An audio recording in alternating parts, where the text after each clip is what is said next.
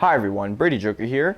Today I'm going to be telling you guys what I watched in April. Shout out Karsten for giving me this idea, like always. And yeah, I don't really have anything else left to say. So let's just get on with the first movie.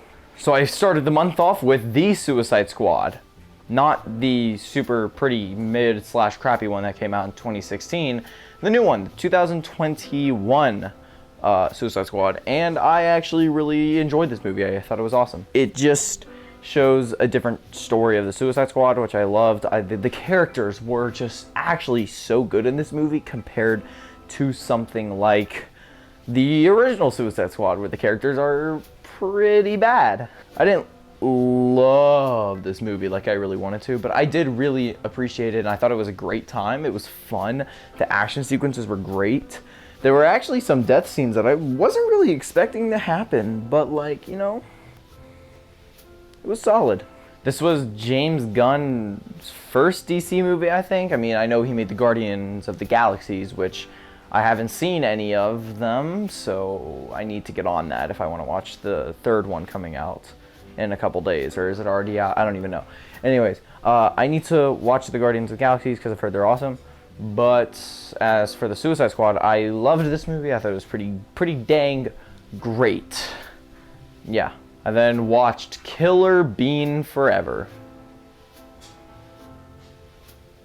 This is, without a doubt, the greatest movie ever made. It's a Wonderful Life, Eternal Sunshine of the Spotless Mind.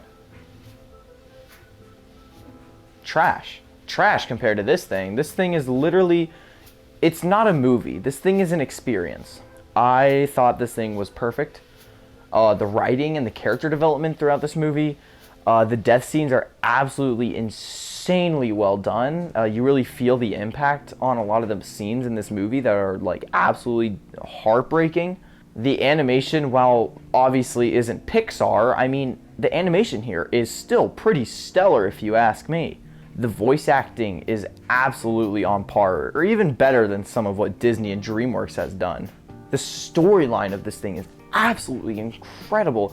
I mean, it's very relatable. I mean, I've probably crashed a couple dance parties after they refused to turn down their music. I mean, it's understandable. I mean, it's absolutely insane how this whole movie happened because of that. Like, there's all the intertwining storylines that are just so interesting, and the characters, it's just, so many scenes have me on the edge of my seat throughout this movie. And that last fight scene, oh my god. It's crazy. This thing is free on YouTube. If you haven't experienced what Killer Bean Forever is, go watch this thing. It's actually a masterpiece top to bottom and is, without a doubt, the greatest movie ever made. I then watched Godfather, or whatever trash movie this was. You know, just compared to Killer Bean, I mean, this thing is terrible. But not comparing it to Killer Bean, because everything next to Killer Bean is terrible. The Godfather is actually a pretty phenomenal movie. I'm not going to go very in-depth on any of the Godfathers, because spoiler alert, I watched all 3 of them this month.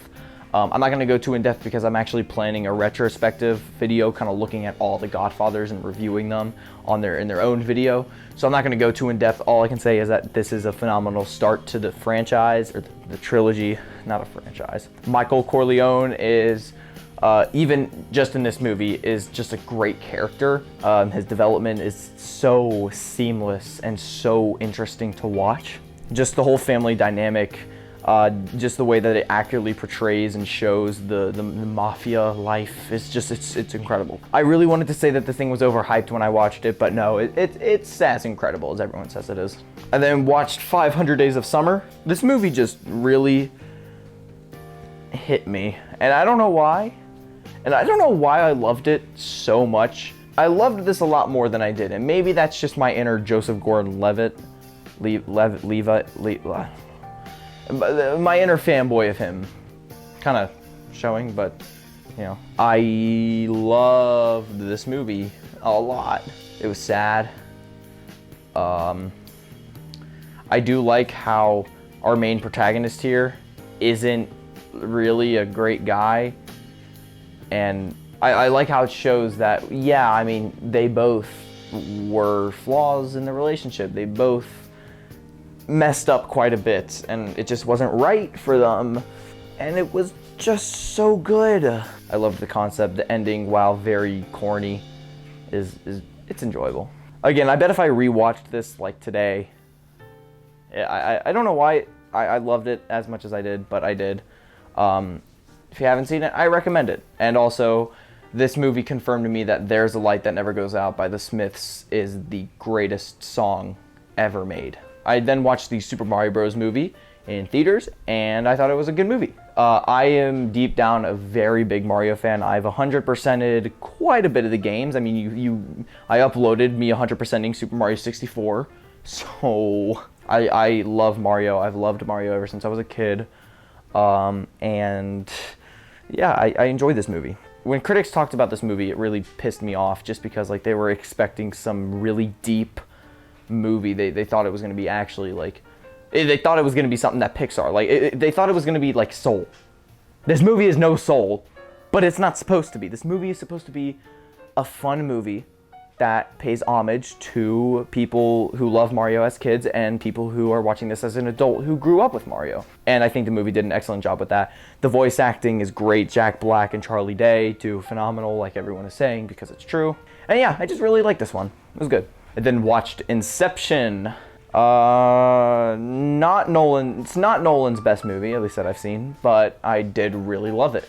I thought the characters were super well like developed, and I loved their I loved their characters. I thought they were really well written, and I liked how they interacted. The dialogue in this movie felt so real. Even though this thing is mad confusing, it's confusing, but you can understand it. You can follow it, but you're still confused because it's so weird. Just the concept of being able to go inside your dreams and then go within dreams, and it's just super cool. Also, this movie has Leonardo DiCaprio, Joseph Gordon-Levitt, and Cillian Murphy, all in the same movie.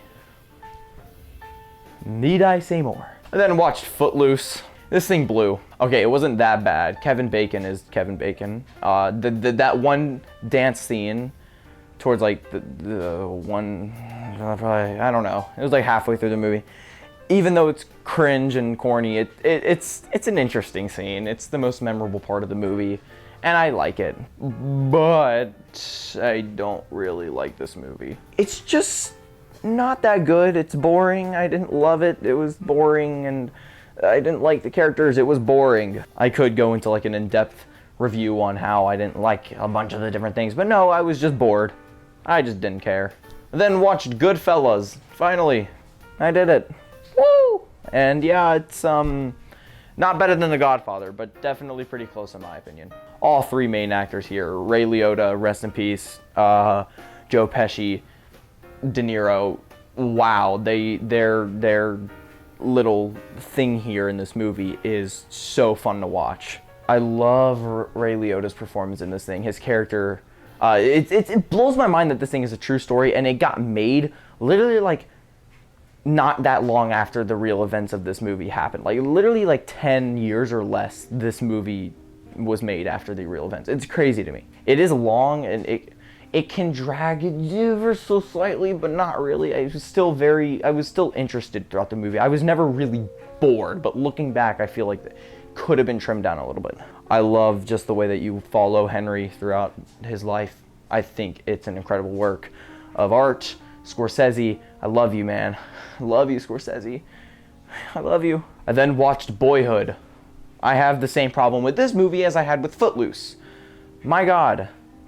It's boring, and it's 3 hours long instead of an hour and a half. Footloose is an hour and a half, right? I don't even remember. Anyway, Boyhood. If it wasn't for Ethan Hawke, this movie would have like a 2-star for me. But because Ethan Hawke is in it, yeah, I gave it 3-star just because Ethan Hawke. Now, the concept alone is awesome. How they used the same actors for, what was it?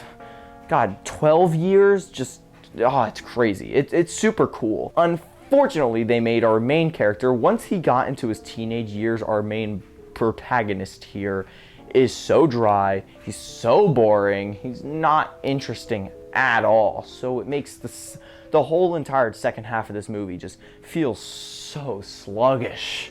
The sister was annoying in my opinion. I didn't like her. I don't know. I just wasn't a big fan of this movie. yeah, it was too long. Way too long.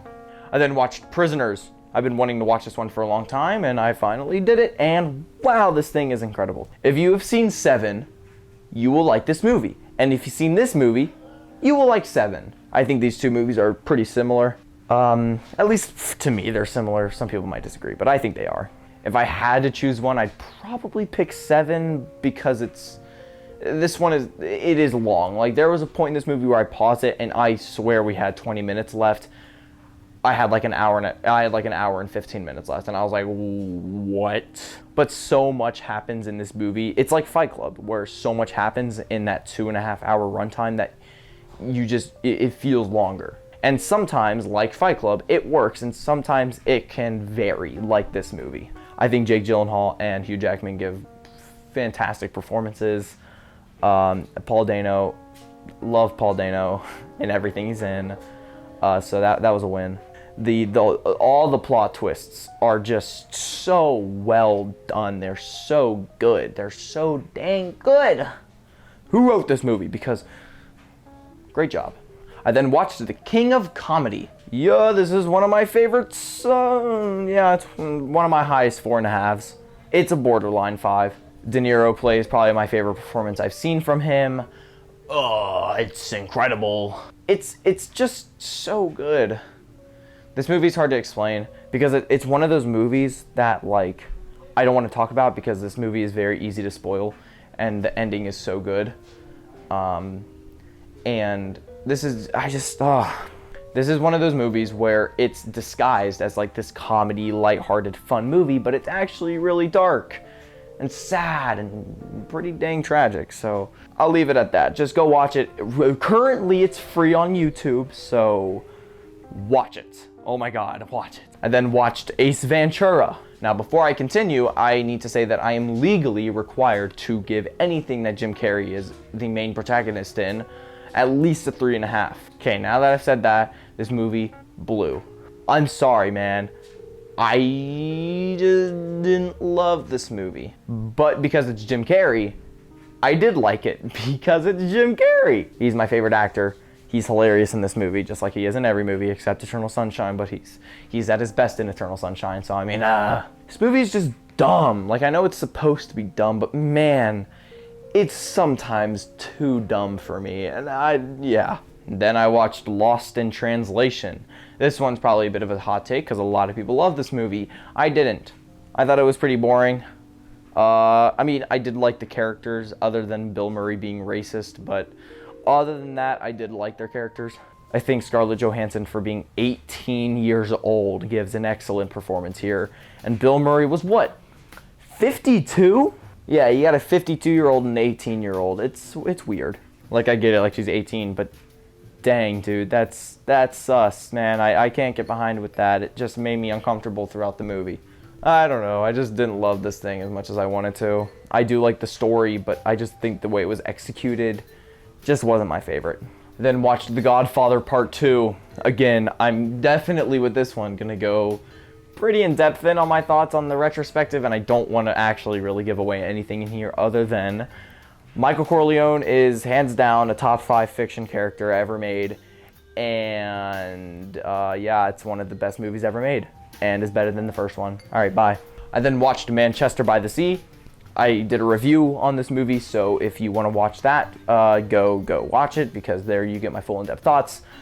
But for the time being, I thought this movie was incredible. It was sad, it was depressing, the acting performances were some of the most real ones I've seen in one of these types of movies. It's just a solid, phenomenal movie. Go watch my review if you want my thoughts, though.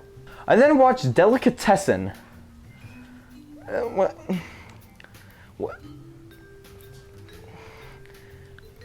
Where do I even begin with this movie? It's a French film, and it was recommended to me by my Latin teacher, and wow, this thing is a trip. I mentioned it in my Beau is Afraid review.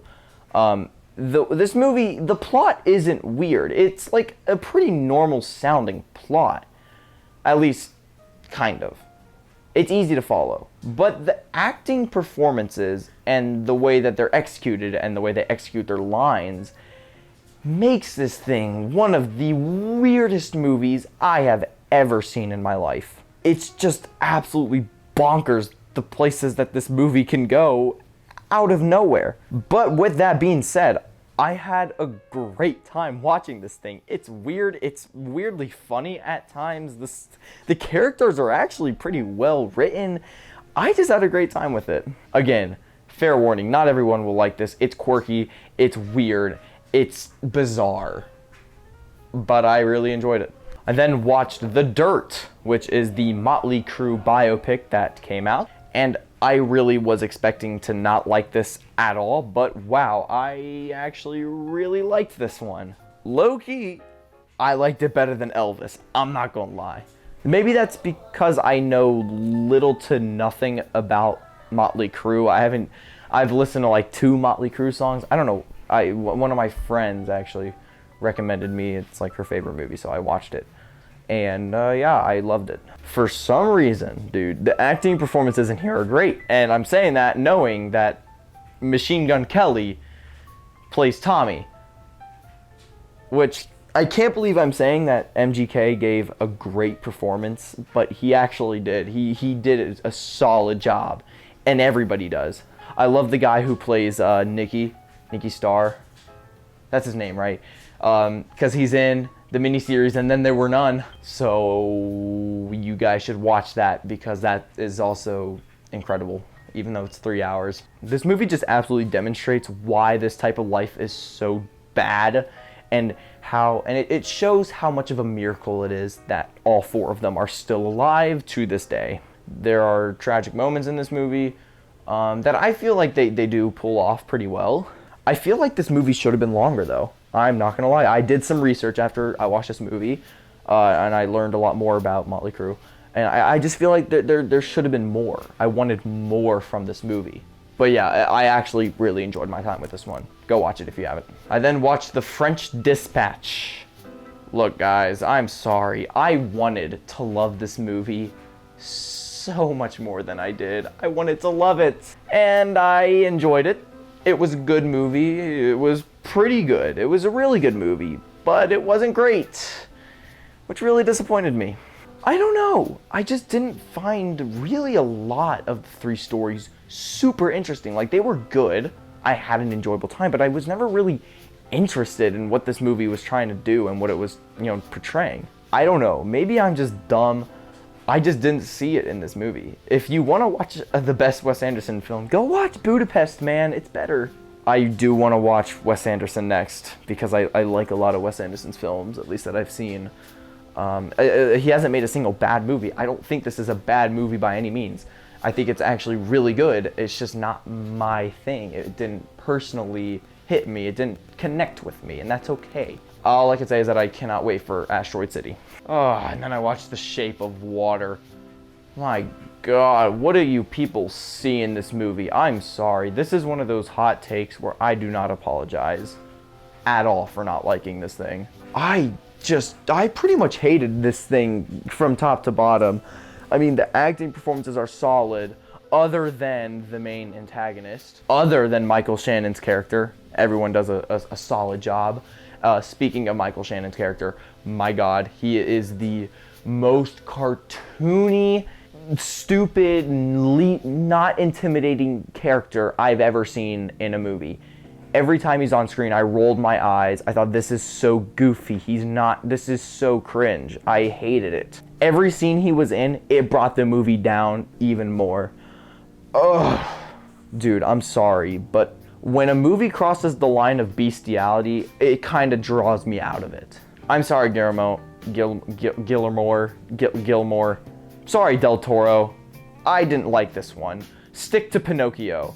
And apparently Pan's Labyrinth. I haven't seen that one yet, but God, I hated this thing. It was so boring too. And then watched The Pianist. Let's go, a good movie. That probably just messed up my mic pretty bad. Anyway, yay, a really good movie actually. This movie's great, I loved it. This is another one of those lonely isolation movies. You're really with Adrian in this movie. You're literally with him pretty much the whole thing. Speaking of Adrian Brody, my God, his performance is Oscar worthy, which I'm pretty sure he did win an Oscar for. It's incredible stuff he does here. And that one shot of him like walking in the streets by himself and he's like, the iconic shot.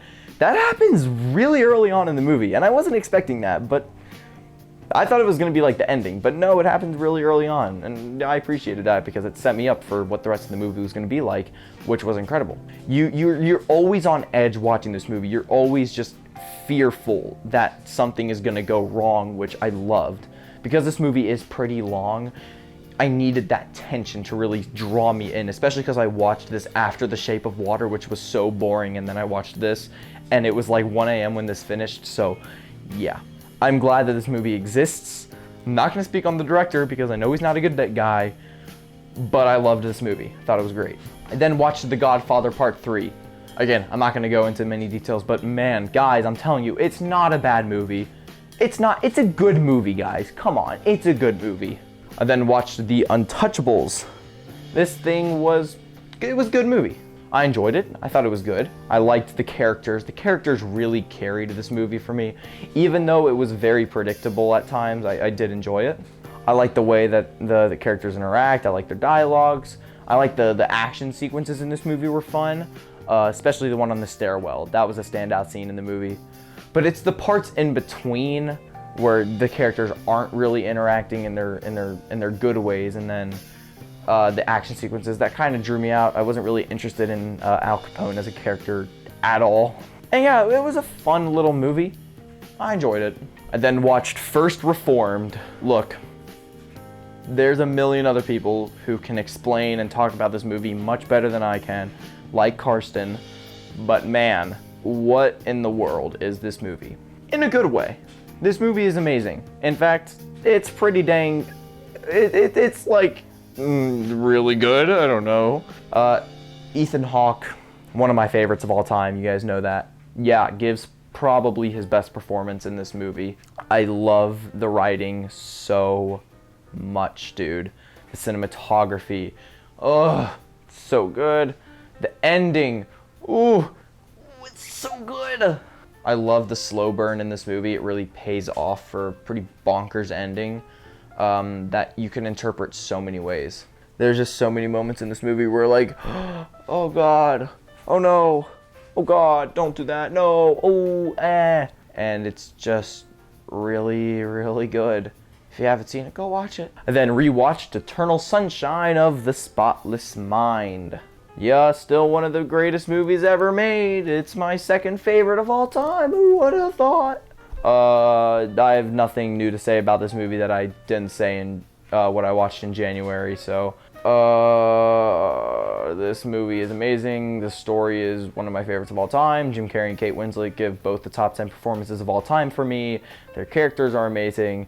The dialogue is great. Everything about this movie is perfect. What else do you want me to say? I then watched Beau is Afraid, which, yeah, you can go watch my review if you want. All I can say, I loved this thing. I love Ari Aster. You can watch my ranking video. Shameless plug.